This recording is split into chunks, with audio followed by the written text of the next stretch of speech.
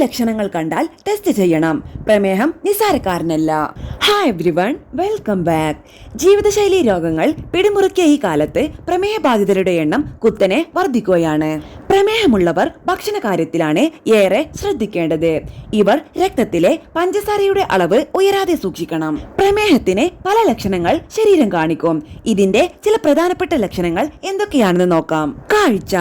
രക്തത്തിൽ പഞ്ചസാരയുടെ അളവ് വർദ്ധിക്കുന്നതിലൂടെ കാഴ്ചയെ ബാധിക്കും. പഞ്ചസാര കൂടുന്തോറും കണ്ണിന്റെ കാഴ്ച കുറയാൻ സാധ്യതയേറെയാണ്. മൂത്രമൊഴിക്കാൻ.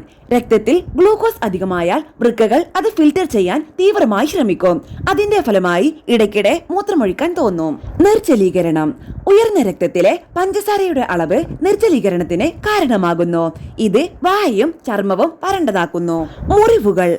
പഞ്ചസാരയുടെ അളവ് കൂടുമ്പോൾ ശരീരത്തിലുണ്ടാകുന്ന മുറിവുകൾ ഉണങ്ങാൻ വളരെയധികം താമസം നേരിടും. മരവിപ്പ്.